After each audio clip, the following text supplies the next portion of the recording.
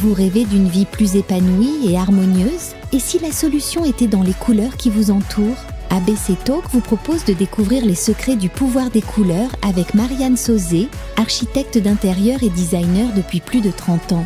Dans cette masterclass exclusive, elle vous révèle sa méthode unique, la Color Décothérapie. Plus de 7000 personnes ont déjà expérimenté cette approche révolutionnaire et en ont constaté les bienfaits. Pour assister à la masterclass Le mystère des couleurs, cliquez sur le lien en haut à droite de l'écran ou en description. Il y en a, ils sont possédés. J'ai eu une personne qui s'appelle Marie qui est passée chez moi. J'avais fait déplacer 2-3 personnes pour se dire ça risque encore d'être violent. Résultat, l'entité allait passer, c'était calme. La semaine d'après, elle en avait pris 15 jours ou un mois après. Elle revient avec une autre entité et là, c'était violent. Et je croyais qu'elle allait me démonter le cabinet, quoi. Merci d'être avec nous et bienvenue. Voici une nouvelle rencontre avec mon invité installé sur les canapés. Oh, il aurait pu faire l'objet d'une affiche de film avec en gros marqué le nettoyeur, comme on l'avait vu à l'époque de, je sais pas si c'était Léon dans le film Léon le nettoyeur. C'est ça. On lui avait on l'avait estampillé comme ça. Il s'appelle Xavier. Xavier Bertin est installé sur les canapés. Bonjour Xavier. Bonjour. Merci infiniment d'être là. Le nettoyeur. Oui, voilà. On m'a déjà surnommé comme ça aussi, des fois. Léon. J'imagine bien. Déjà. Léon aussi. Ouais, aussi. Vrai. Ah oui. Tu as le nettoyeur. Le nettoyeur. Bon, merci d'être là. Voilà. Je suis content que vous soyez installé ici parce que je suis évidemment fasciné par les parcours de vie et le vôtre en l'occurrence, et les chamboulements qu'il peut y avoir comme ça, les transitions de vie volontaires ou involontaires.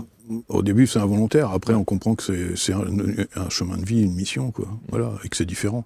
Mais avant de comprendre tout ça, il se passe beaucoup de temps et il faut aligner tout entre le corps et l'esprit, quoi. Exactement. Éliminer les énergies stagnantes et négatives. Tout à fait. Alors, quand on a un titre comme ça, un titre d'émission comme ça, et qu'on rentre dans un studio comme celui dans lequel vous êtes, je me suis dit... Ça bouge de partout. C'est vrai ? Oui. Ça bouge de partout. Quand je suis rentré, il y avait déjà quelque chose qui me dérangeait. Bon, après, c'est naturel pour moi, alors je laisse faire les choses, et puis les choses se font. Et vous nettoyez ? Et je nettoie, voilà. Voilà. Donc vous l'avez fait, là, pour le coup ? Oui, tout à fait. C'est ça. Tout à fait. Juste en rentrant. J'en ai même pas parlé à ma femme, mais bon, ma femme, elle est habituée et tout ça. Oui, j'imagine bien. Est-ce que c'est compliqué de vivre avec un nettoyeur ? Faut être compris. Ce qui se passe aujourd'hui, les gens commencent à comprendre, mais il y a 15 ans de ça, personne ne comprenait pas et on me disait allez prendre une pilule bleue et aller en psychiatrie, quoi. En même temps, j'ai sauvé énormément de monde aussi qui n'avaient pas de notice, où j'ai pu leur mettre des notices par rapport à ce qu'ils vivaient aussi. Mais vous, la notice, vous l'avez où ? Par l'expérience. Par l'expérience, parce qu'il y a des moments où on se sent bien, il y a des moments où on se sent pas bien, et on essaie de comprendre pour qui, pourquoi, comment, et comment ça se fait qu'il a ça, et qu'est-ce qui se passe, les retours qu'il y a aussi, parce que je demande toujours des retours par rapport à ce que je fais aussi, de savoir pour qui, pourquoi, comment. Ouais. Voilà, tout Alors, simplement. il y a nettoyeur et nettoyeur. Il y a le nettoyeur des lieux. Bon, ça, évidemment, c'est le côté énergétique des lieux. Tout à fait. Qui est posé depuis 10 ans, comme ça peut être 1000 ans. Comme ça peut être 1000 ans, absolument. Et puis, il y a le nettoyeur avec un grand N qu'on connaît un peu moins quand il faut nettoyer les âmes. Tout à fait. Le passeur d'âme, ça veut dire, ça c'est encore autre chose, c'est nettoyer autre chose que l'ayer, c'est pas la souffrance, c'est prendre l'âme et la faire monter dans la lumière. Voilà. Et moi, dans ma capacité, en définitive, toute âme qui arrive à côté de moi me transperce dans mon aura et je les prends à l'intérieur de moi, je garde les émotionnels, c'est moi qui transmute l'émotionnel, et après ils montent dans mon canal directement. C'est comme si que je les prenais en possession, quoi. Mais j'en ai monté tellement que c'est que des problèmes émotionnels, en définitive. Ouais. Voilà. Alors, sur ce cas précis-là, quand vous dites « je garde l'émotionnel », ça doit être physiquement hyper impactant. Quand on commence à tous les connaître, émotionnellement, on sait. Et je transmute dans mon corps, et j'intègre après, à fur et à mesure, tout ce qui se passe, quoi. Voilà. C'est les intégrations, c'est les niveaux que l'on prend comme si on allait à l'école. Depuis 15 ans, je fais ça. Et maintenant, partout où je vais, je prends et ça traverse, quoi. Ouais. Et après, il y a des niveaux différents. Au niveau énergétique, de personnes qui sont bloquées entre deux mondes. Parce que c'est que des problèmes émotionnels, en définitive, parce qu'ils sont bloqués.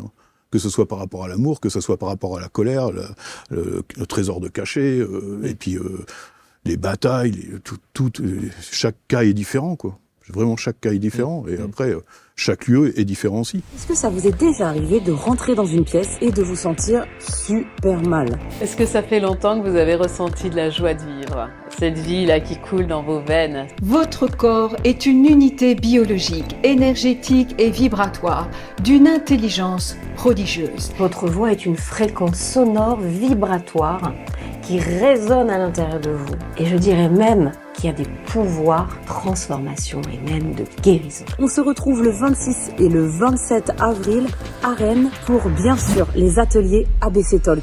Je vous proposerai, lors d'ateliers exceptionnels avec l'équipe ABC Talk, des techniques de maîtrise de votre énergie. Avec un objectif, activer votre transformation intérieure et ouvrir votre conscience. Sachez que nous allons vivre ensemble cette expérience qui permet à chacun de prendre parfaitement sa place dans cet espace et dans cet univers qui est magique. Nous allons partager un moment d'humanité que vous n'êtes pas prêts d'oublier. Nous serons tous reliés par le cœur. Les 26 et 27 avril 2025 à Rennes. Réservez votre place dès maintenant et à très bientôt.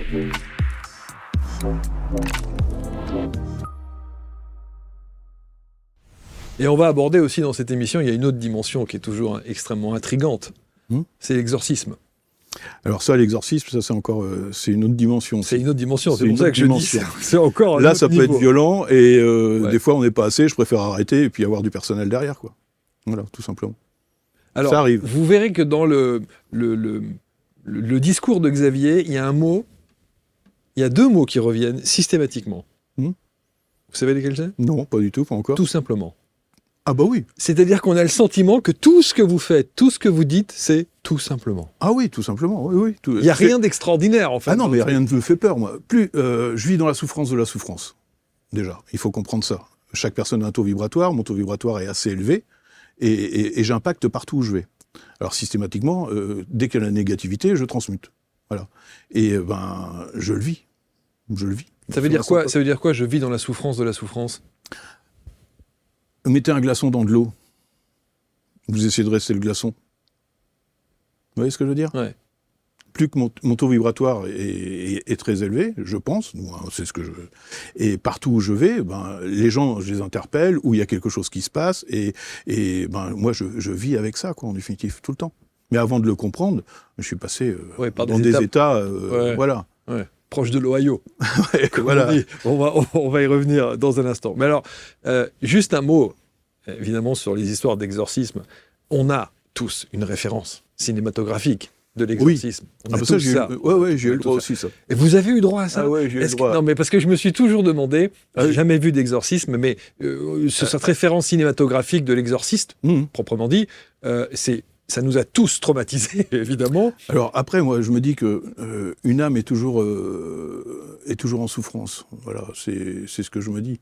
Et je me suis retrouvé dans un cas vraiment, j'en ai tellement d'autres, mais une personne assise sur une chaise, attachée, et qu'on m'appelle pour dire venez voir, on a un problème. Okay. En même temps, la famille, bien souvent, ils ont quelque chose à comprendre. C'est soit ils sont médiums, soit ils ont eu un contrat d'âme dans une vie antérieure et que ça le pollue, ou certainement qu'il a tué quelqu'un, ou machin. Bon.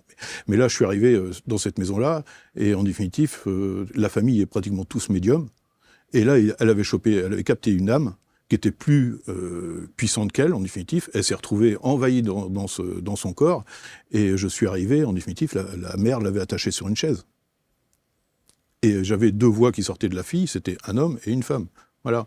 Et le premier truc, quand j'ai passé la porte, c'est simple, et le premier truc qu'il m'a dit, me regardez pas dans les yeux, en définitif, il me dit, toi, je vais te tuer. Et je dis, moi, je t'aime, il va falloir qu'on s'arrange tous les deux.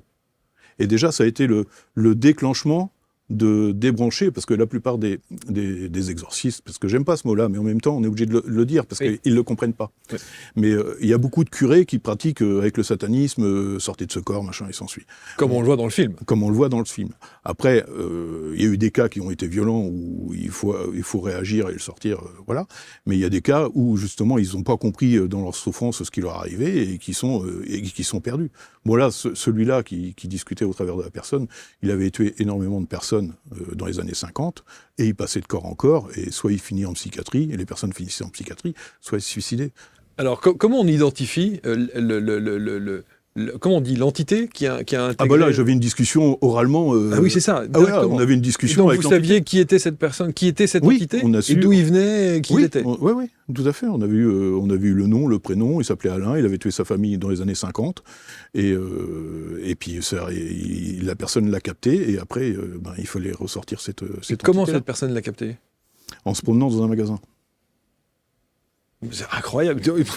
Parce que le magasin... Ça peut arriver à tout le monde, ça? Mais parce que le magasin, il y avait sa maison avant d'être le magasin. Ah, ok. Voilà. Après, il y a une superposition de lieux et d'énergie. On est dans l'énergie, on n'est plus dans le physique. Hein. Vous voyez ce que je veux dire? Et elle l'a capté et il a été emmené, quoi. D'accord. Et donc, le comportement de la personne qui était attachée sur la chaise... était très agressive au début. Très agressive, et Mhm. après, ça s'est calmé à fur et à mesure. Quoi. Et dans sa vie de tous les jours, comment elle se comportait avec cette Cette entité-là? personne elle prend beaucoup de choses à fur et à mesure, tout le temps. Voilà. Et après, elle arrive maintenant à se débrouiller tout seul. Ouais. Mais toute la famille est comme ça, un peu comme ça. Mais en même temps, il y a plein de personnes qui s'éveillent et qui chopent des choses comme ça. J'en en ai fait encore une la semaine dernière où la personne ne pouvait pas s'approcher de moi, quoi. Et plus que j'avançais d'un pas, plus qu'elle reculait de 2 pas. Mais bon, ça m'est déjà arrivé de rentrer dans une boutique et au bout de 30 secondes, une personne allongée par terre en crise de démence. Mais non. Si, ça m'est arrivé. et après, on est obligé d'agir et ça dure 3/4 d'heure, quoi. Alors, est-ce que Parce que mon énergie impacte l'entité qui est à l'intérieur. Et comme l'entité à l'intérieur, elle est en confrontée à quelque chose qu'elle ne connaît pas, où il y a trop d'amour par rapport à... Voilà. Et résultat, ça pulse dans les deux côtés, et la personne part en vrille, quoi. Mais bon, mais ça arrive. Ça veut dire que vous êtes un trop-plein d'amour? Je ne vais pas dire ça comme ça, un taux vibratoire énorme.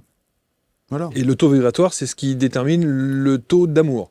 Le taux énergétique. Le taux énergétique. Voilà. Ouais. Voilà. Mais vous voulez pas dire le mot amour, hein? Parce que si, on peut dire le mot amour, parce que moi, c'est quand vous tapez... Bon, bref, on y viendra, mais le seul truc énergétiquement qui est le plus puissant pour moi, je suis sculpteur aussi. Ouais. Alors, avec cœur totem, mais bon, ça, c'est avec le cœur. Voilà, c'est avec le cœur, voilà. Est-ce que vous êtes déjà arrivé de vous balader quelque part et de croiser des gens et de ressentir justement une énergie qui justifie qu'elles sont sans doute habitées par une entité? La semaine dernière, j'étais en train de manger une pizza et je regarde la personne à côté et je dis vous dormez mal, monsieur? Il me dit ouais, ça fait 3 ans que je dors mal. Vous allez mieux dormir ce soir. Voilà. Et j'ai eu le retour le vendredi, il m'a dit mais ce que tu lui as fait, je lui ai retiré une entité. C'était peut-être familial. Et donc, qu'est-ce que vous avez fait techniquement? Ça s'est frotté à moi et je l'ai pris aussitôt. Mais ça se fait naturellement chez moi. Ok. Voilà. Je m'occupe des basiliques, des cathédrales, tous les lieux, tous les hauts lieux aussi, en définitive, les champs de bataille, des maisons de torture SS. J'ai eu le droit, j'ai eu le droit à plein de choses différentes, quoi. Il faut écrire.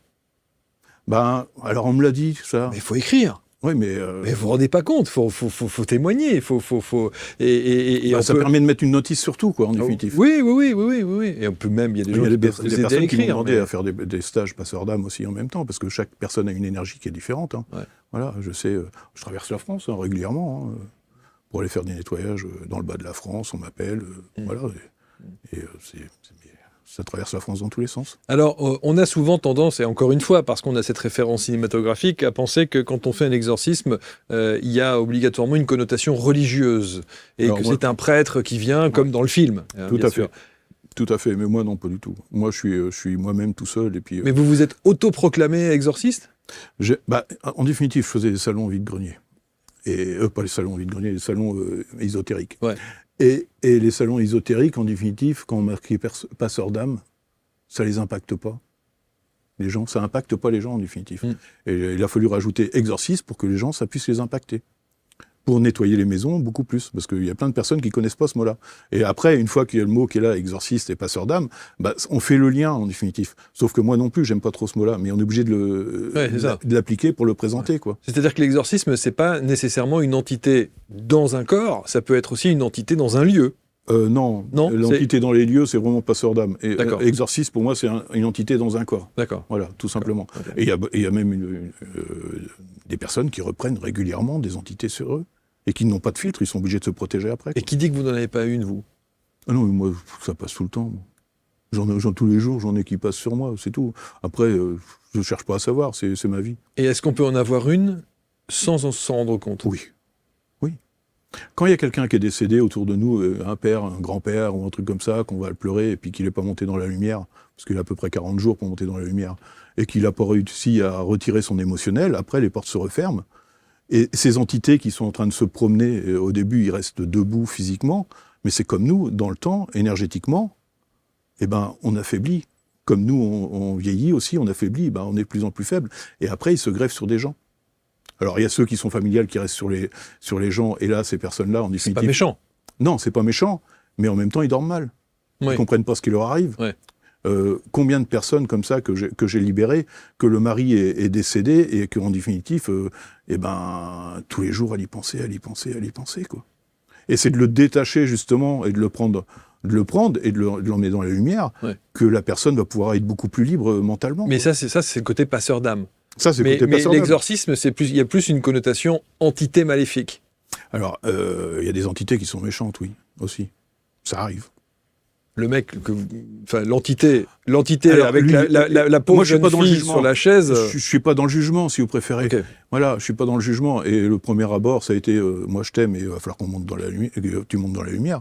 Bon, ça s'est résolu et ça a été fait. Mais après, j'en ai d'autres où c'est comme si j'avais une prison autour de moi, si vous préférez. Quand je chope une entité, s'il rentre dans ma prison, il ressort pas. Voilà. Ah ouais.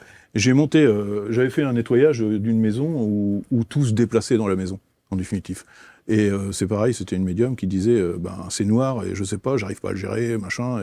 Et les jeux se mettaient en marche la nuit, les portes s'ouvraient et se fermaient.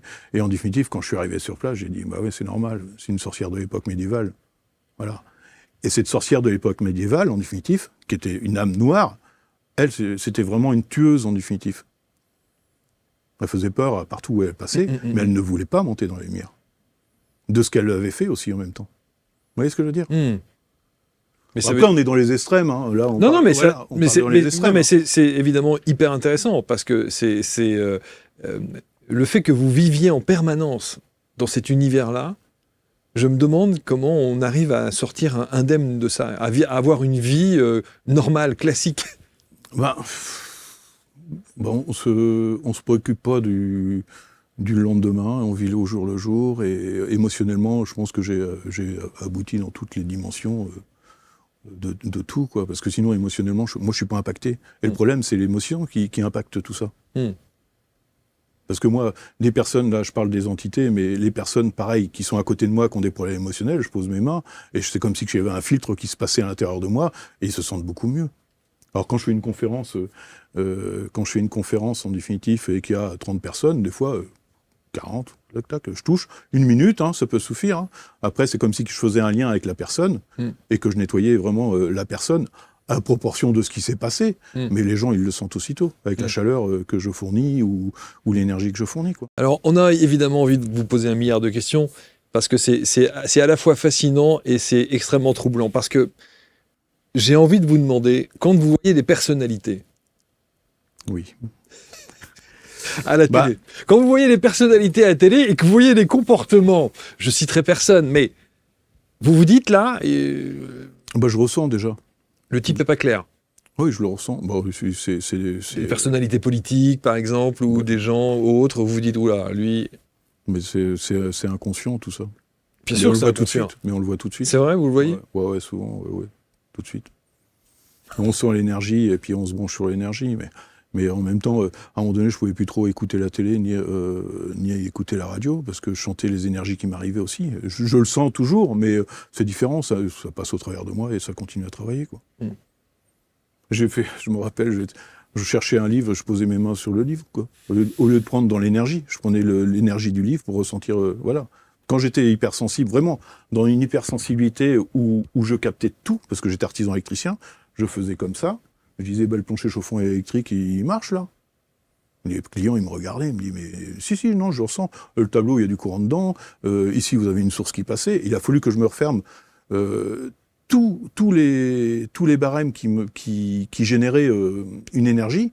En définitive, toutes les portes que j'avais ouvertes inconsciemment avec les sources d'eau, tout s'ensuit, j'étais capable de trouver une source d'eau On a eu des expériences où il a fallu péter la terrasse parce qu'il y avait une fuite d'eau et ça a été là. Et maintenant, sans baguette, sans rien. Voilà. Et maintenant, je suis incapable de faire ça. Parce que je me suis refermé et je me suis branché que sur la partie problème, entité et nettoyeur de lieux, quoi, en définitif. Parce que sinon, on capte volontairement, trop parce que sinon c'est infernal. Ah ben c'est infernal. C'est infernal. Sinon, on n'en finit plus, quoi. On ressent tout et de plus en plus. Et puis, et on devient fou. On peut devenir fou, quoi. Alors, j'ouvre une parenthèse parce que vous avez évoqué quelque chose qui m'a particulièrement interpellé dans ce que vous disiez, et 40 jours. Oui. Vous avez dit, il y a quelques minutes... je pense que la philosophie... il faut laisser 40 jours aux défunts pour qu'ils puissent avant le faire de vouloir prendre contact. Machin. Voilà. Alors, j'entends ça ou des gens qui me disent c'est n'importe quoi. Vous pouvez très bien, il y a des médiums qui nous disent, vous pouvez très bien rentrer en contact avec un défunt qui est bloqué entre deux mondes. Le jour de son décès. Oui, mais qui est bloqué entre deux mondes. Après, il peut être là-haut sur un autre plan aussi. Moi, je le vois comme ça, moi, en tous les cas. Ok. Voilà, mais c'est ça, je voulais avoir votre avis là-dessus. Vous pensez qu'il faut ce delta de 40 jours? Ouais, moi, je pense qu'il faut un delta pour qu'il se libère de son corps et puis qu'il puisse remonter dans la lumière. Au bout d'une semaine, bien souvent, c'est réglé. S'il est clean et qu'il a compris. Le système chinois, on pleure nos morts une journée et après, on fait la fête pour le libérer. Voilà. Nous, en France, en chrétien, on va le pleurer pendant je sais pas combien de temps. Voire à jamais. Et voir à jamais, et résultat, il reste à côté de nous. On peut communiquer avec, oui, il est à côté de nous, mais on peut le communiquer aussi quand il est là-haut. Donc ça veut dire qu'à chaque fois qu'on a du chagrin, du manque, c'est une façon de retenir le défunt? Oui, je pense que c'est une façon de le retenir, et c'est ce qu'on nous a inculqué aussi depuis des centaines d'années, en définitive, que quand on est mort, voilà. Je me suis retrouvé à Ars-les-Formans avec le curé d'Ars, vous avez déjà entendu parler, non? Non, dites. Non. Ars-les-Formans, en définitif, c'est la basilique où tous les curés doivent passer. En définitif, une fois qu'ils sont nommés curés, voilà, et tous les curés doivent passer là-bas. Et je me cherchais pour savoir d'où je venais, mes vies antérieures, machin. Bon, bref, là, on arrête ça. Et je me suis retrouvé à Ars-les-Formans et je me retrouve avec une trentaine de curés bloqués dans la basilique, par rapport à des problèmes émotionnels. Mais leur problème émotionnel, c'est qu'est-ce que j'ai fait avec les enfants ou est-ce que j'ai fait avec la bonne sœur? Et c'est leur problème aussi. Qu'est-ce que vous avez fait? Ils sont passés, moi je cherche plus à savoir. Une fois que je suis passé, je monte ce qui est monté, et puis voilà. Hein. Je cherche plus. Maintenant, ça se fait naturellement chez moi. Toutes les cathédrales, dès que je vais rentrer dans une ville, il faut que je passe par la cathédrale ou la basilique ou l'église. Ouais. Voilà. Et donc vous dites que vous n'avez pas voulu faire ce travail de recherche de vie antérieure chez vous? Si, je fais une base. Oui. Alors, d'où vous venez? Parce que je suis obligé de vous poser la question. C'est un peu compliqué. Faut être ouvert à plus que ça. Quoi. Mais on y est là. Ouais. On est sur place, donc vous pouvez le dire. Je pense qu'il y a des plans supérieurs et on peut descendre aussi pour aider. Je suis un enfant indigo, tout simplement, quoi, on va dire ça. Voilà. Mais avant de le comprendre, il faut le vivre. Voilà. Donc vous venez d'ailleurs. Voilà. Pour moi, c'est ce qui me vient. En tous les cas. Moi, je le reconnais comme ça. Qu'est-ce s'est-il passé entre l'artisan électricien que vous étiez et l'homme que vous êtes aujourd'hui? J'ai perdu mon père, j'ai perdu mon grand-père Bertin, je m'appelle Bertin. Après, j'ai perdu mon autre grand-père et mon beau-père. Et après, j'ai eu un ouvrier que je considérais comme mon frère, qui était dans la voiture, et qu'on on travaillait ensemble la plupart du temps, et qui est décédé d'un accident de moto du jour au lendemain. Et ça s'est passé en espace de 4 ans, même pas. Voilà. Donc ça fait beaucoup de décès. Voilà. Et j'ai fait comme un burn-out, une dépression, prenez ça comme vous voulez, et puis je suis passé par la case psychologue. Voilà.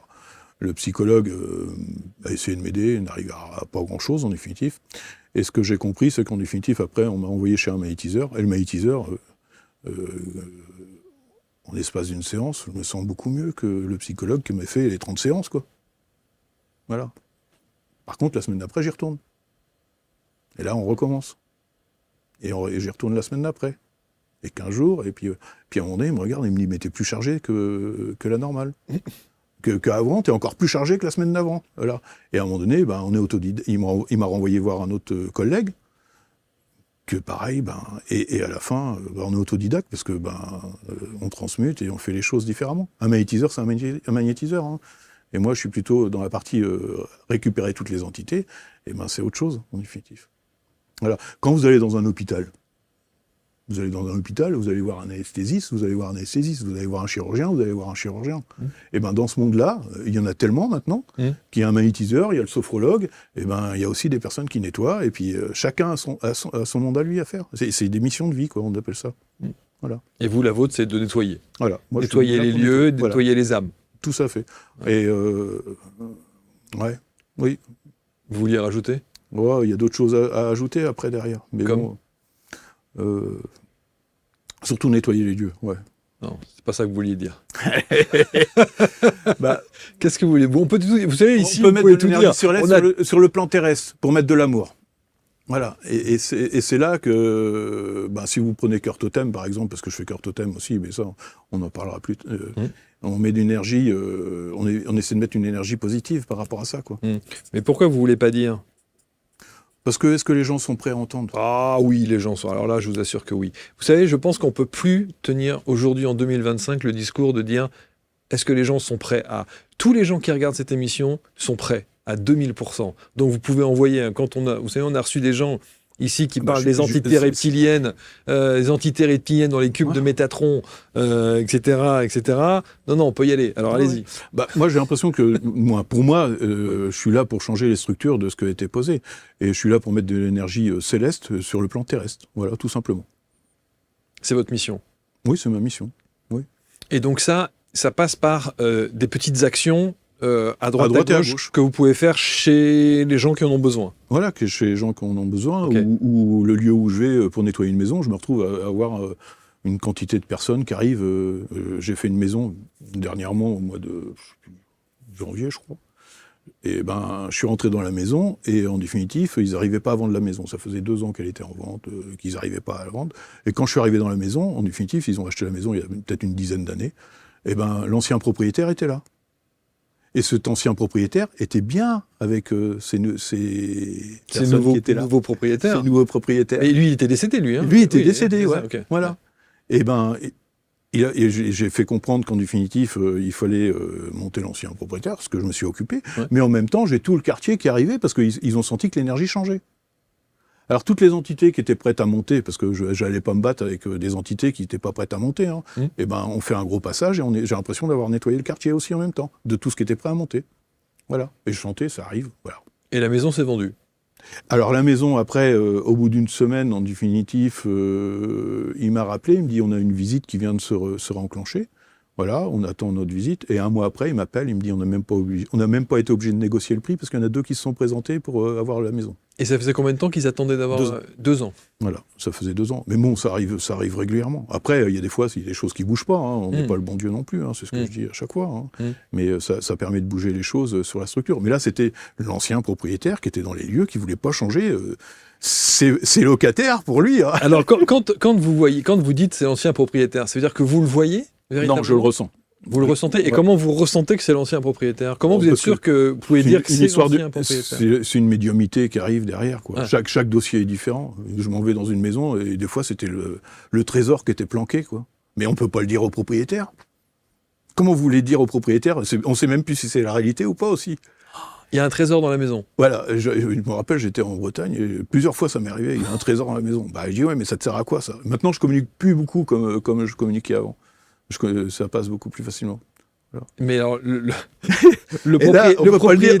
je le dis pas au propriétaire, je ne vais pas lui faire démonter sa maison. Mais c'est clair. Voilà. Et puis, est-ce que c'est la réalité ? Mais c'est ce que j'avais eu comme info. Et vous pouvez pas localiser ? Je me suis jamais posé la question. Moi, j'étais de passage. Oh, il y a un trésor, vous localisez. Il faut se dire, tiens, il est sous la truc, sous la dalle, là. Allez-y. Après, est-ce qu'ils veulent dire aussi ? C'est pareil. Ouais. C'est ça. Ouais. Non, moi, ce que j'ai eu, c'est... j'ai un trésor de cachet, c'est pour ça que je suis bloqué. Mais je dis, ça sert à quoi, maintenant ? Vous voyez, c'est le moment émotionnel où il est bloqué et qui ne monte pas dans la lumière, quoi. Quand on fait appel à vous pour justement nettoyer les lieux, d'abord, est-ce qu'on peut rester dans la maison pendant que vous le faites ? Ah oui. Moi, j'aime bien quand je nettoie une maison, parce qu'avant, j'avais un cabinet de magnétiseur. Les personnes venaient et je soignais les gens. Et quand je soignais les gens, je dis, mais la maison, elle est aussi négative que vous. En définitive, une fois que je les relâchais, ils retournaient dans leur maison. Mais je dis, mais vous sentez comment dans votre maison ? Mieux ou moins bien ? Est-ce que vous préférez être dehors ou dedans dans votre maison ? Il me dit, non, je préfère être dehors. Il faudrait peut-être faire quelque chose. Parce que là, vous allez retourner dans votre maison et vous n'allez pas être bien, en effectif, par rapport à la négativité. Après, ça peut être des choses différentes, quoi. Mais vous savez, on a fait des émissions sur le feng shui, on a fait des émissions sur la géobiologie, on a fait des émissions là-dessus. Et je me demande pourquoi dans les cabinets d'architectes, il n'y a pas des gens comme vous à qui on fait appel pour se dire, bah tiens, sur ce terrain-là, on va construire. Est-ce qu'il y a peut-être pas, est-ce qu'il y a un truc à nettoyer avant de construire, quoi? Bah, ça vient de plus en plus maintenant. Je pense On que le fait maintenant. Ouais.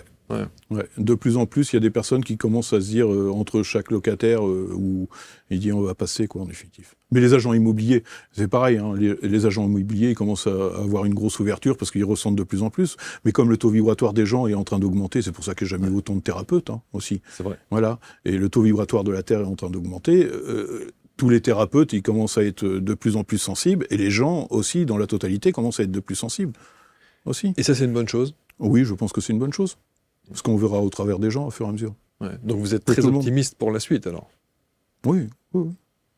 Pour l'avenir? Oui, il faut que ça bouge, en tous les cas. Peut-être que ça va être... Violent, mais après, ça sera mieux.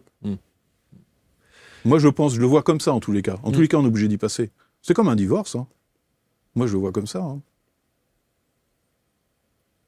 Ça fait réfléchir? Ouais, ça fait réfléchir. Ben oui, bien sûr, ça fait réfléchir parce que j'essaie, encore une fois, dans cet échange que nous avons, que j'aime beaucoup, vraiment, j'essaie de... synthétiser tout... Non, j'essaie de me mettre à votre place.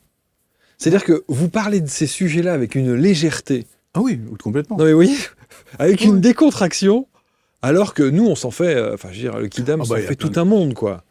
On se dit, waouh, c'est-à-dire que je vis dans une baraque où il y a sans doute une entité, c'est peut-être pour ça que je dors mal, c'est peut-être pour ça que les relations avec ma femme sont compliquées, c'est peut-être pour ça que j'ai pas d'amis, c'est peut-être pour ça... Vous voyez ce que je veux dire? Ah ouais, ou ça peut être sur la personne aussi. Hein. Oui, ou sur la personne aussi. Ou sur la personne aussi. Ouais, c'est ça. C'est-à-dire que le mal-être qu'on peut ressentir, c'est peut-être aussi on est habité par quelque chose. Tout à fait. Ouais. Chaque lieu est différent, ça réagit différemment, puis voilà, quoi. Bon, et alors à partir du moment où quelqu'un vient vous voir et vous dit, ben voilà, moi je suis pas bien dans ma vie, je suis pas heureux, il y a rien qui me va, je suis pas ceci, il y a ça qui va pas, vous êtes capable de faire un travail sur lui? Je pense qu'il y a moyen de faire un travail sur toutes les personnes et d'apaiser sa souffrance, voilà. Même sur la maladie? Oh, il y a eu des expériences sur les maladies. Après, c'est pas trop mon cheval de bataille, tout ça. Parce que en tant que nettoyeur... En tant que magnétiseur, c'était plus mon cheval de bataille. Maintenant, j'ai fait un zona encore dernièrement à distance. J'ai même pas eu la personne, mais j'ai eu que des photos, quoi, parce que c'était à l'étranger. Bon, bah, ça a soigné, et puis c'est beaucoup mieux pour lui, bah, c'est le principal. Tout simplement. Voilà, tout simplement. Mais ma femme me connaît bien pour ça, mais c'est comme ça. Avec l'énergie que vous avez, vous continuez à faire l'électricité? Non, vous ne faites plus l'électricien. C'est pas évident. Bah, vous ne pouvez plus, là. C'est plus évident. Mais en même temps, je travaille toujours, parce qu'on est obligé de s'ancrer. On ne peut pas être tout le temps là-haut aussi, en même temps. Vous voyez ce que je veux dire? Ouais. Voilà. Et à un moment donné, c'est mon temps à moi où je travaille, à droite et à gauche, et où ça me permet de m'ancrer dans la matière, pour éviter de partir, parce que si on se remet devant la télé ou voilà. Mais je sais que quand j'étais artisan électricien, je ne faisais que du neuf. Je voulais pas faire de rénovation. Et la raison est parce que c'était neuf. Ah oui. Donc voilà. Neutre. Voilà. Et encore, quoique, oui, parce que je me suis retrouvé à côté des cimetières, de machin, des trucs où je chantais les choses qui m'arrivaient à moi, quoi. Voilà. Et j'ai eu une période de souffrance avant de comprendre tout ça, où il a fallu mettre une notice vraiment pour comprendre tout, quoi. Quand vous avez parlé des 4 décès qui ont ponctué votre vie, vous aviez 37 ans, je crois, à cette époque. Ouais, de 37 à 39. 35 à 39. Quelle explication vous avez face à ça? C'est le rapport à la mort, de ce qu'on nous a inculqué. Parce que maintenant, quand on vit ce que je vis, on sait qu'il y a quelque chose après. Mais il faut faire un gros lâcher-prise avant de comprendre tout ça. Et ça passait par cette épreuve-là, ces épreuves-là? Ça a passé par un ensemble d'épreuves comme ça, oui, tout à fait. Ah ouais. Donc aujourd'hui, on peut faire appel à vous, quel que soit l'endroit où on se trouve sur la planète? Et comme je dis à ma femme, plus que c'est pourri, plus que je suis content. mais en plus même la temps, pomme est pourrie, plus j'y vais. Voilà, et je suis pas quelqu'un qui me protège. J'ai aucun problème de protection. Je m'en vais nettoyer des maisons de personnes qui nettoient des maisons. Et je leur explique aussi la façon qui fonctionne. Parce qu'il y a des moments où ils vont prendre des entités, ils vont ramener ça chez eux, parce qu'ils n'arrivent pas à la monter. Et après, ils font une sorte de poche et ils les enferment tous dedans. Alors, une fois de temps en temps, ils sortent et ça fait un... Mais ça m'est arrivé, je ne sais pas combien de fois, ça. de nettoyer des maisons de personnes qui nettoient les maisons. Après, parce qu'ils ont des petits problèmes émotionnels à gérer et ça impacte sur eux aussi en même temps. Comment Moi, ma force, c'est en définitive de ne pas avoir de protection. C'est fou, ça. Voilà. Alors au niveau émotionnel. Tout le monde vous parle de protection. Hein. Ah, bah, tout le monde dit il faut faire des protections. Dans ce studio, tout à il faut fait. protéger. Tout le monde. Oui, tout à fait. Et vous, non? Ah non, du tout. Non, j'ai essayé au début, puis à la fin, je dis laisse tomber, ça va passer. Et en même temps, ça me fait évoluer de comprendre tout ça. Parce qu'à fur et à mesure que je prends une entité qui passe au travers de moi, l'émotionnel, je le connais. Vous voyez ce que je veux dire? Et une fois il est intégré, on repasse à un autre dossier. Et comment vous expliquez que vous n'êtes pas impacté, vous, alors? Parce que mon corps a été impacté à un moment donné, mais à fur et à mesure de le faire, c'est comme à l'école, on se tape sur... Voilà, c'est une question d'habitude. Parce qu'on pourrait se demander, c'est-à-dire que vous avez des tas de gens que vous allez aider parce qu'effectivement ils sont impactés, et pourquoi vous, avec le nombre de personnes que vous aidez, vous n'êtes pas impacté comme eux? La structure est différente, peut-être. Ouais. Vous venez d'ailleurs. On va dire ça, ouais. Moi, j'aime pas ce mot-là, mais bon, ouais. Voilà. Voilà. Il y a votre épouse qui est là. Oui. Est-ce que, lorsque vous l'avez rencontrée, vous étiez déjà dans cette dynamique-là ou pas? Oui, tout à fait. Ok. Oui, tout à fait. Ça fait 7-8 ans qu'on est ensemble. Et donc, oui, c'est ça. Donc, elle le savait. Oui, tout à fait. Elle connaissait on rencontrait en conférence. Ah oui, c'est ça. Elle connaissait le dossier. Voilà. Elle connaissait le dossier Voilà. avant. Oui, d'accord. Okay. Voilà. Non, je faisais des conférences. Ouais, déjà, j'expliquais un peu toutes ces énergies en globalité de ce que. Mais en même temps, ça s'affine à fur et à mesure du temps en essayant de comprendre tout ça. Quoi. En tout cas, même si on a le sentiment parfois d'être impacté par une entité, même quand on parle d'exorcisme, il ne faut pas en avoir peur. Oh ça, non, sinon c'est pas la peine d'y aller. Hein. Non, mais pas vous, oui. La personne qui est impactée. Une personne qui a une entité à l'intérieur de soi ne viendra jamais à moi, c'est toujours quelqu'un qui l'apportera à moi. Comment est-ce qu'on reconnaît une personne qui est impactée par une entité? Moi, ça se fait tout de suite parce que la personne... Oui, voilà. Mais moi, je côtoie quelqu'un et comment je vois... Quels sont les signes?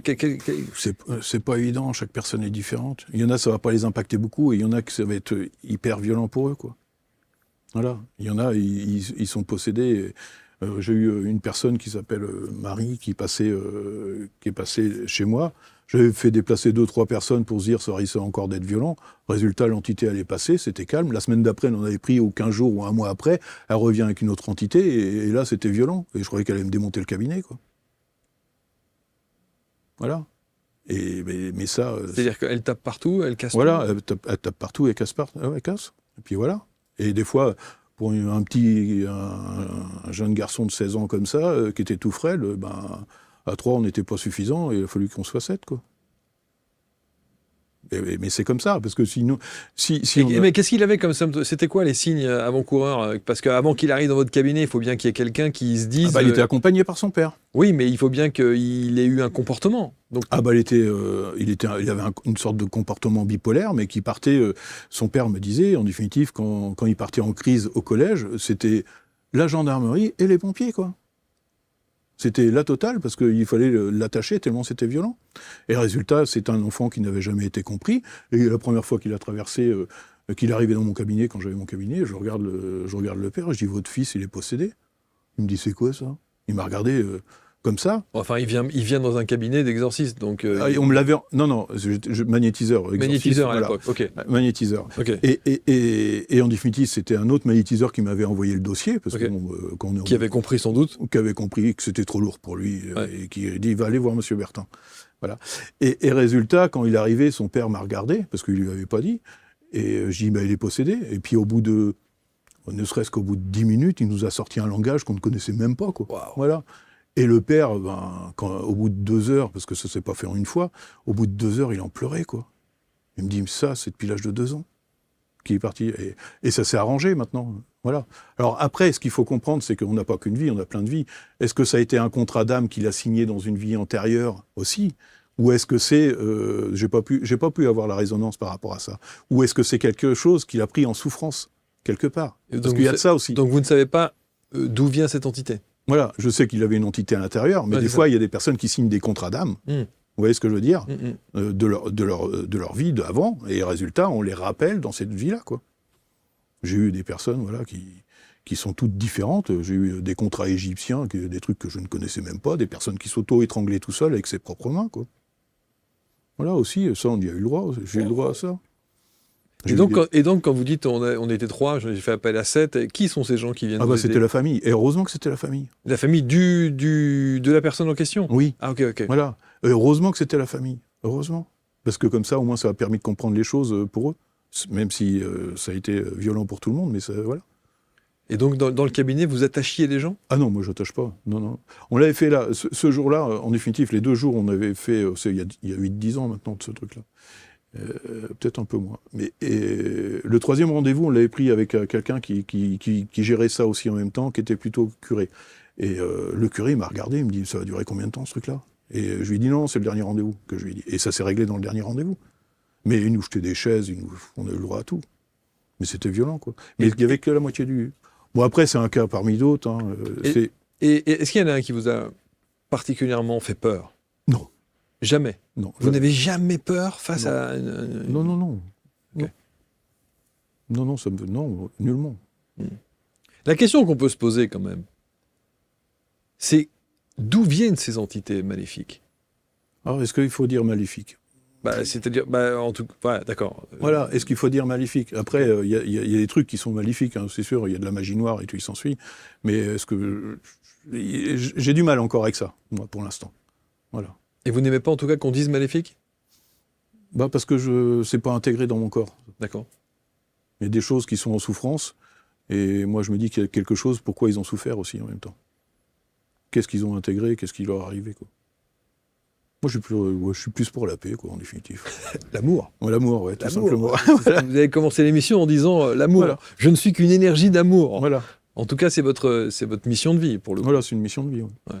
Vous le prenez comme ça? Ah oui, tout à fait, oui. Ouais. Oui, tout à fait. Vous devez être presque... C'est presque frustrant que de se dire que vous ne pouvez pas intervenir chez tout le monde. Vous n'avez que 2 bras, comme dirait l'autre. Ah non, mais ouais, tout à fait. Vous pouvez pas, il se passera vous pouvez pas être partout. Non, on peut pas être partout. Mais en même temps, je suis appelé quand même pour pas mal de lieux, quoi. Ouais, j'imagine. Ouais. Surtout pour les lieux? Bah oui, parce que c'est ce que je préfère en définitive. Ah, c'est vrai? Ouais. Plus que les entités chez... Ah non, les lieux avec les entités... déjà, d'une, il n'y a pas tant de dossiers qui... Il y en a... je fais beaucoup plus de lieux en nettoyage que de problèmes lourds, quoi, en définitive. Voilà, en possession, voilà. Mais il y en a tellement de personnes. Vous savez, au début, quand mon hypersensibilité s'est réveillée, je me disais, il y avait 5 fois plus de morts en France que de vivants. Mais ça, je dis en 2012.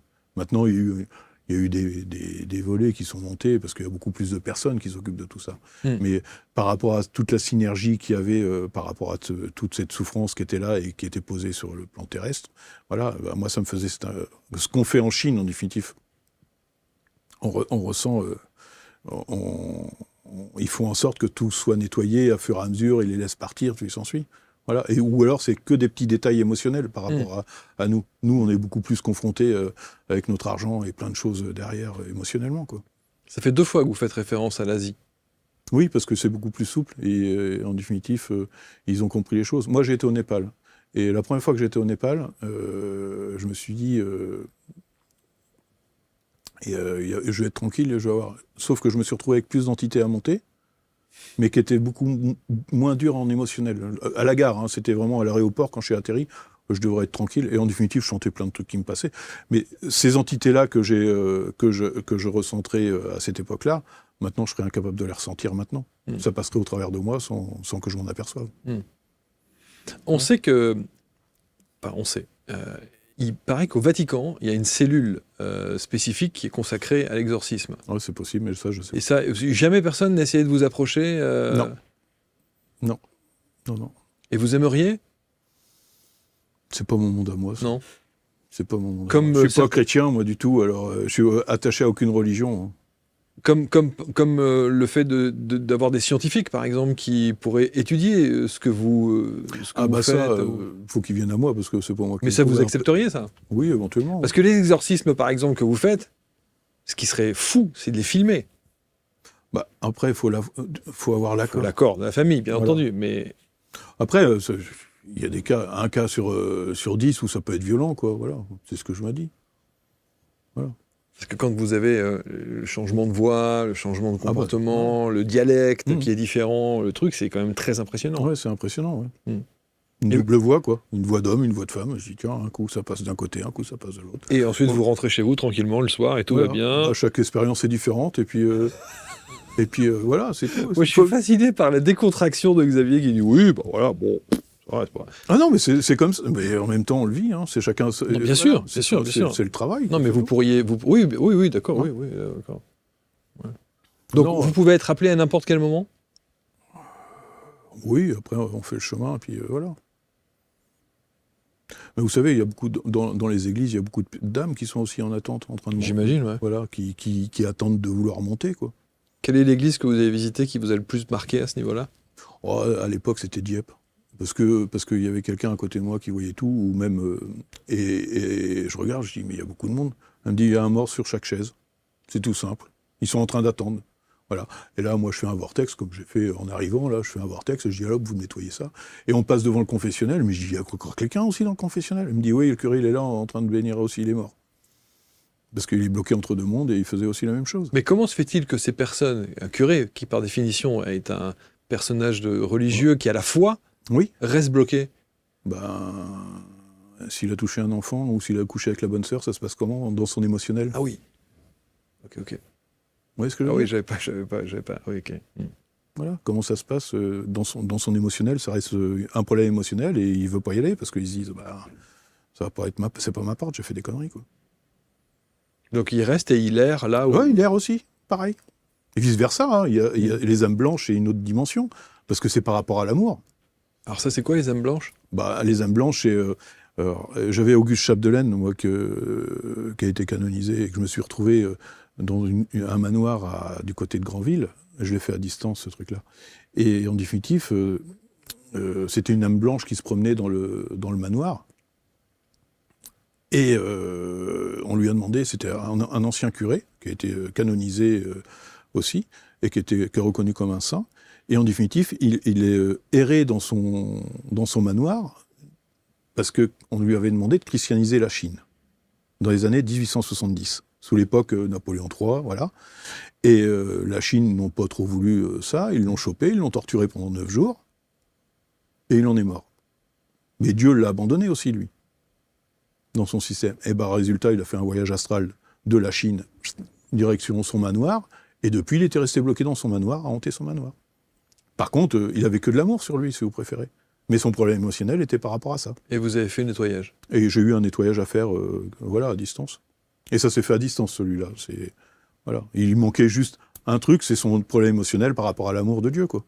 Qu'il l'avait abandonné. Alors, je suis convaincu qu'il y a des tas de gens, évidemment, qui vont commenter cette émission, qui vont se dire moi, je veux faire appel à Xavier, moi, je veux faire appel... Quand vous faites à distance, vous avez besoin de quoi ?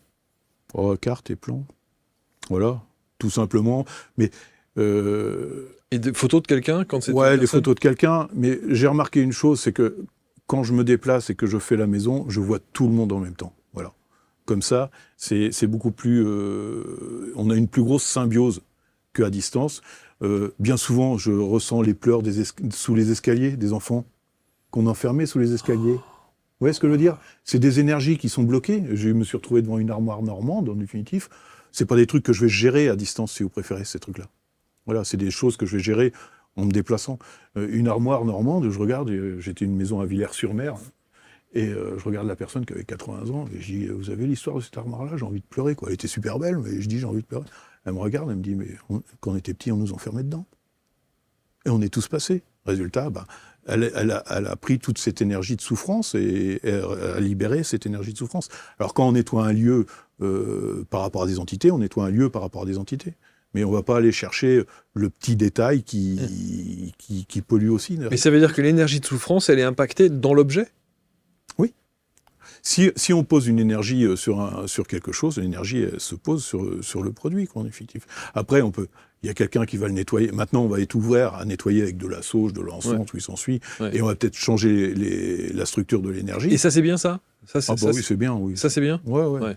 Commencer déjà par une base pour nettoyer la maison. La sauge et tout ça, oui, ça peut être... voilà. Moi, je le vois comme ça, en tous les cas. Après, si c'est trop lourd, faut passer à autre chose. Mais bon. À vous. Voilà, on va dire ça comme ça. Il y en a d'autres, hein. Il y en a d'autres aussi. Non, mais je suis pas sûr qu'il y en ait beaucoup qui aient ce degré de nettoyage. C'est-à-dire que... Alors, est-ce qu'une fois que vous avez nettoyé un lieu, c'est pas définitif? Alors, par expérience, le niveau est beaucoup plus haut. Voilà, on change l'énergie du lieu sans problème. Ça m'est arrivé que les entités se barraient et qu'ils revenaient.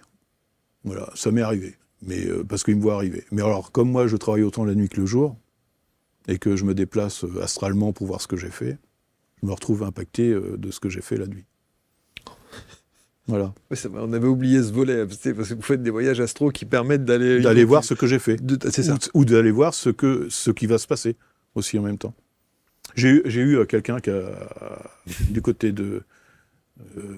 en Seine-Maritime, là, et il avait une ferme qui était polluée. Et je lui dis, dans les 3 semaines, il me dit, on prend rendez-vous dans 3 semaines. Alors j'essaie d'avoir le moins de temps possible, bien souvent. Et il me dit 3 semaines, mais je dis, il risque de se passer beaucoup de choses en 3 semaines, hein, parce que je dis, quand je me déplace, il y a des trucs qui se mettent en colère. Résultat, il avait plusieurs maisons, il y a une de ces maisons qui a brûlé. 3 experts sont passés, ils n'ont jamais pu déterminer l'origine du feu, quoi. Voilà. Et c'était des entités qui étaient dans la baraque, qui ne voulaient pas que je vienne. Vice-versa, parce qu'après, ça rentre en conflit aussi derrière.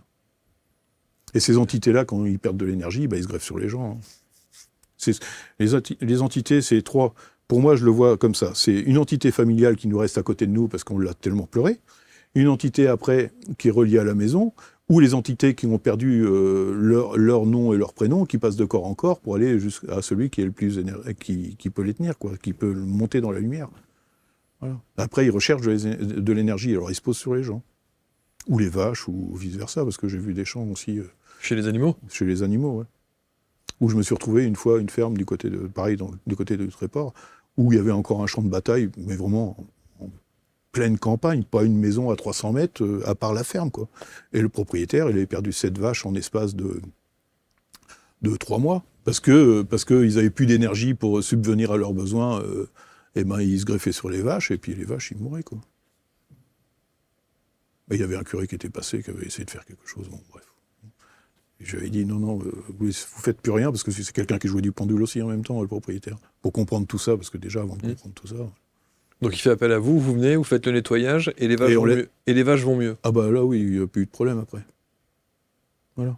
Mais il se passe du temps entre le... Voilà. Je lui dis, pendant 1 mois, vous touchez à rien, voilà. Vous laissez faire, il y a un vortex qui est posé et ça va nettoyer. Et il y a eu des passages d'âme et ça montait, ça montait, ça montait. Alors, quand vous êtes du côté de la Normandie... Alors oui, Honfleur. Honfleur. Eh ben, comment on peut dire ? Honfleur, pour moi, c'était un des endroits où c'était le plus chargé en France. Pour quelle raison ? Les Vikings et les Anglais, quand ils descendaient la Manche, soit ils s'arrêtaient au Tréport, Étretat, où ils s'ensuit, il y avait toujours une garnison qui les attendait. Vous êtes d'accord avec moi ? Parce qu'il n'y a que des goulets, sinon c'est des falaises de 100 mètres. Et puis Honfleur et Harfleur, quand ils remontaient la Seine, c'était pour Rouen ou Paris. Voilà. Et il y a eu énormément de guerres sur Honfleur. Énormément. Chaque fois que j'allais en forêt, à un moment donné, je me dis, oh non, il y a encore une bataille par ici. Voilà. Alors des fois, au début, je discutais aussi avec ces champs de bataille-là. Je me suis retrouvé une maison à nettoyer où c'était sur un champ de bataille, voilà. Et il y avait 80 entités qui étaient bloquées là. Et là, je regarde et je dis, mais pourquoi vous n'êtes pas monté ? Parce que le chef, il dit non. Et là, je dis, ouais, d'accord. Et là, je discutais à cette époque-là, là, on revient 10 ans en arrière, quoi. Et là, le chef, je dis, ben non, mais vous montez. Et puis le chef, il dit, non, on monte pas. Et puis alors, ils sont 3 à rester bloqués. Et là, je leur dis, demain, je reviens. Si vous voulez monter, vous montez, hein, parce que sinon, je reviens pas. Maintenant, j'ai plus de discussion. Comme j'ai fait ma prison, je me suis remis quelque chose autour de moi. Et là, une fois que c'est rentré dedans, ça reste avec moi. Donc vous aviez une vraie communication avec ces entités ? Oui, avant, oui. Maintenant non. Avec mes guides, j'avais vraiment la stéréo qui fonctionnait, et toutes les entités. Et j'ai coupé cette partie-là, parce qu'on devient fou aussi, quoi. Parce qu'à chaque fois que je montais une entité dans une maison, aller dire à ma famille que je suis bien maintenant, et que je suis heureux. Mais je dis non, mais j'ai plus envie, là, c'est bon. On a passé le cap. Vous voyez ce que je veux dire ? On a été obligé. J'ai été obligé de couper toute cette partie-là, quoi. La Normandie, je pense aux plages du débarquement. Alors ça, ouais, mais bon, il y a eu les Anglais, les Vikings aussi. Moi, je suis plus de ce côté-là, mais j'ai fait les plages du débarquement, j'y étais aussi. Mais il y a encore de la souffrance. Puis, Et je vais même vous dire... les gens, ils l'alimentent encore en y allant aussi. Oui, il y a la mémoire. Voilà. Bien Il y sûr. a la mémoire qu'on renvoie derrière par rapport à ça. La souffrance qu'on met Donc derrière. vous pensez que c'est pas bien, ça? Le fait de Une maison hantée. commémorer comme ça des trucs, c'est pas bien? Bah ouais. Non, c'est pas bien. On passe à autre chose, faut changer l'histoire. On alimente encore ça. Moi personnellement, c'est du passé, ça.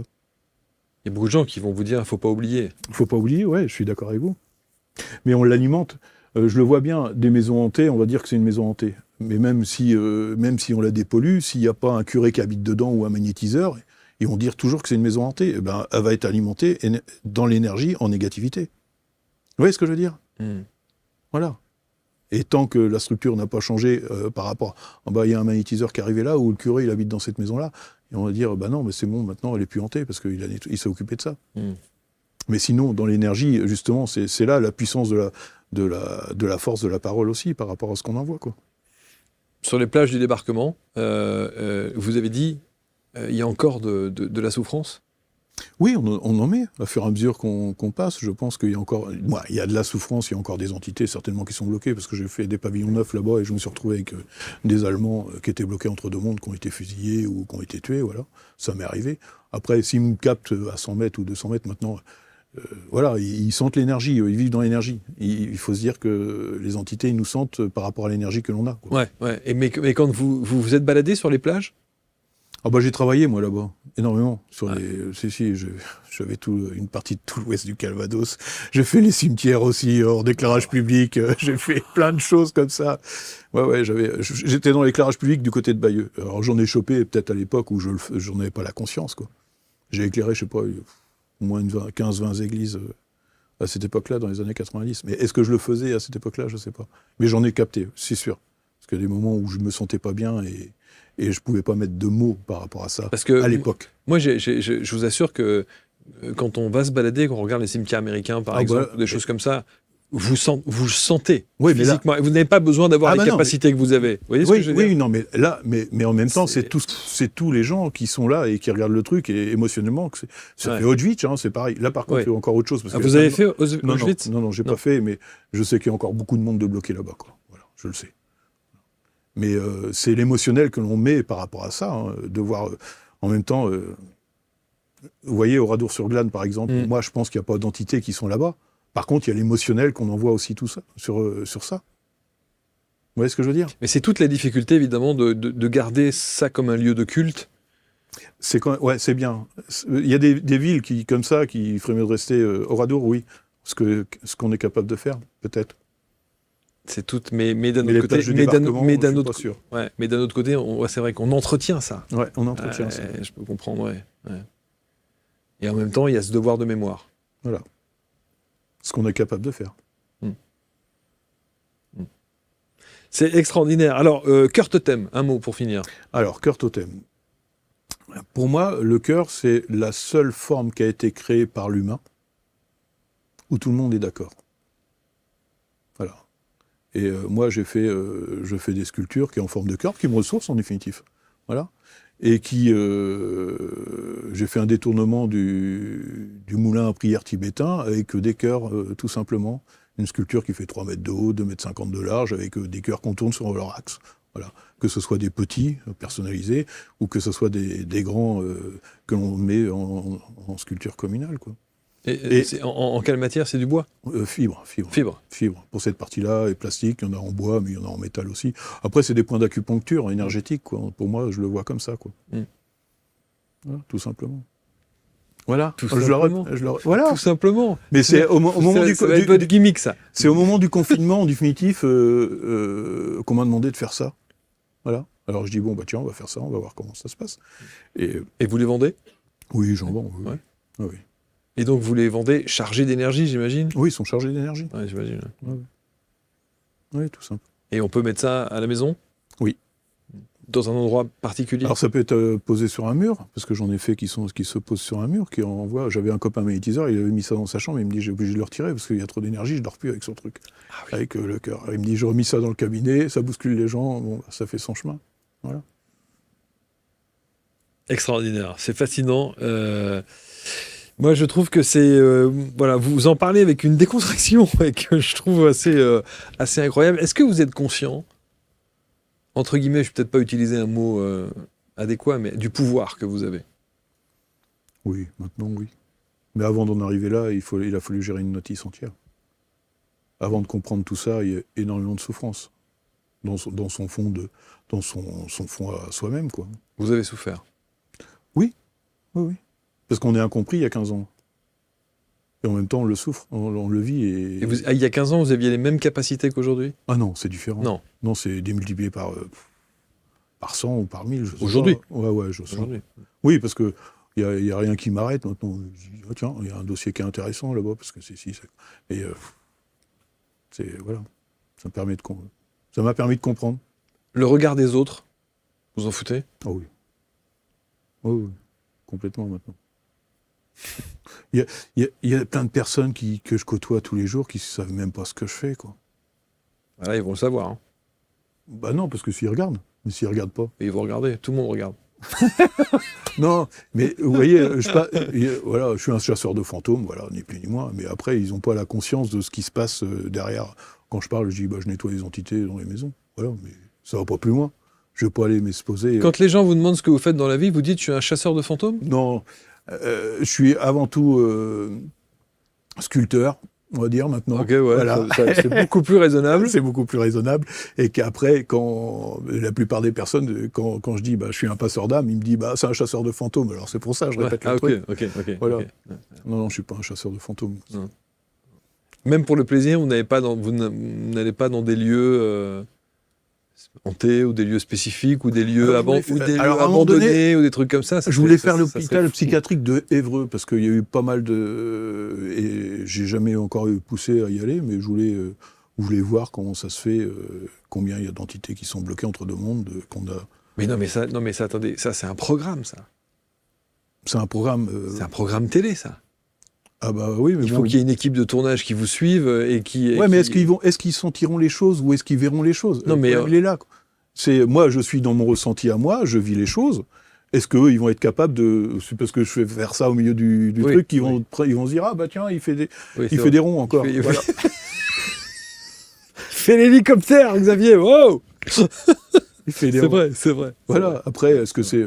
Après, si j'avais des personnes qui avaient des appareils, peut-être, à la rigueur, mais bon... Après, moi, c'est leur monde à eux, moi je suis dans mon monde à moi. Oui, mais ce que je veux dire, c'est qu'avec certains appareils, on pourrait capter les entités? Oh, je pense. Ils ont des appareils. Alors, regardez, il y a une Tesla qui a traversé un cimetière, il n'y avait que des entités, il disait je vois pas de mort. Ils ont fait voir une Tesla dans une vidéo qui traversait un cimetière américain, et ils voient tous les personnages en définitif. Et il disait, mais vous voyez, je traverse le cimetière, du moins en américain, quoi.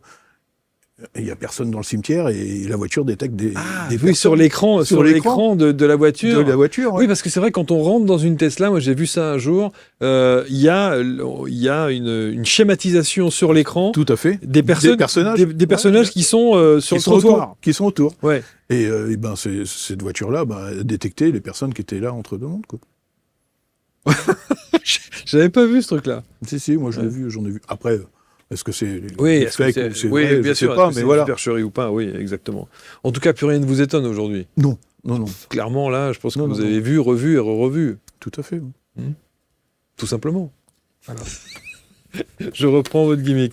Xavier Bertin, passeur d'âme, nettoyeur de lieux et bien plus encore. Il y a votre site internet? Oui, je suppose. C'est ma femme qui gère tout ça. Voilà, ouais, bon. Moi, ça me dépasse tout ça. C'est très bien. Ce que je dis, c'est pour mon première interview, c'est vraiment que je suis pas connu. C'est votre première interview, mais je suis très flatté que vous nous ayez choisi. Alors, c'est super. Merci. Voilà. Merci infiniment. Vous allez commenter, évidemment, parce que ça nécessite des commentaires. Faire appel à Xavier si vous en ressentez le besoin ou si vous avez besoin de son expertise, bien sûr. Éliminer les énergies stagnantes négatives, nettoyer les lieux, passeur d'âme, aider les personnes confrontées à des phénomènes inexpliqués. Inexpliqués, ouais. Mais il y en a plein. J'imagine, ouais. Ah ouais. Oui, une fois, je suis reparti avec ma voiture. La voiture n'a pas voulu démarrer. C'était une torture SS que j'avais fait là, ce jour-là. La voiture n'a pas démarré. J'ai eu le tableau de bord qui a fait guirlande pendant 100 km. Je dis, bon, on verra ça demain. Puis le lendemain, c'était reparti. C'était nickel. Mais j'avais toutes les charges sur moi. Je dis, bon, c'est bon. Mais il y a longtemps, c'est pareil, il y a 10 ans de ça. D'un truc SS. Torture SS, ouais, dans une maison, quoi. Bon, j'en ai fait plusieurs de ces trucs-là. J'avais fait un sous-sol de château par ici, là, où j'avais une personne qui voyait, et on était sur de la torture protestant-catholique.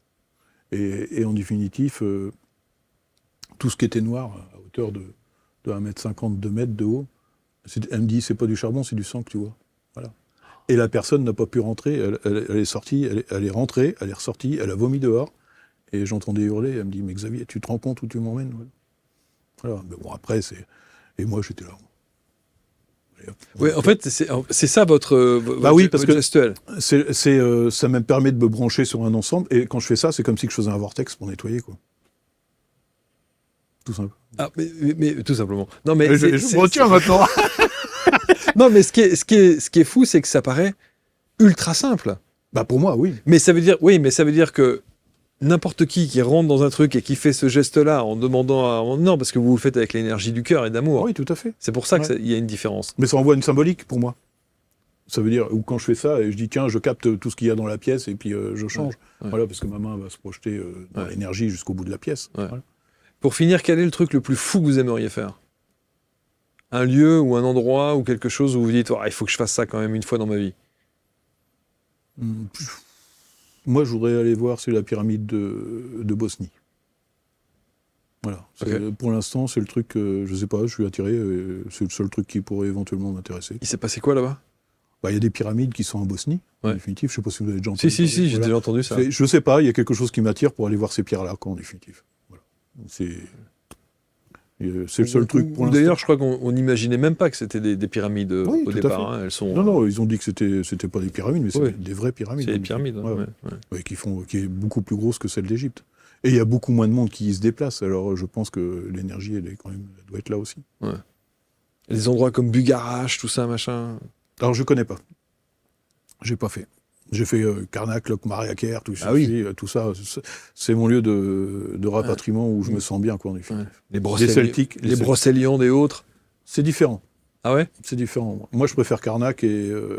pas Karnak même, parce que il y a trop de monde aussi, et puis c'est engrillagé, l'énergie, elle circule plus là-bas. Ouais. Il y a des endroits où ça circule, et puis voilà.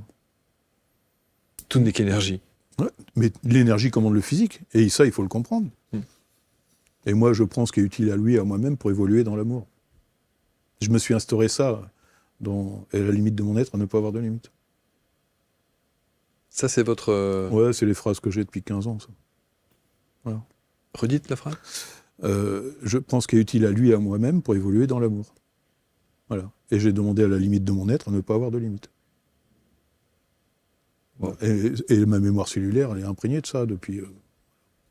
Alors ça évolue tout le temps. Il y a toujours des choses qui nous font évoluer, quoi.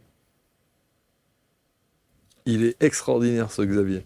Merci infiniment, en tout cas. Rien. Merci pour ce temps passé. Merci pour cette belle expertise, pour vos commentaires bienveillants, bien entendu. Vous nous dites ce que vous en pensez. Nous, on lira tout ça avec beaucoup d'attention. Et on vous met tous les liens pour rentrer en contact avec Xavier autour de cette vidéo dont vous disposez. On se retrouve très vite pour une prochaine rencontre. Salut.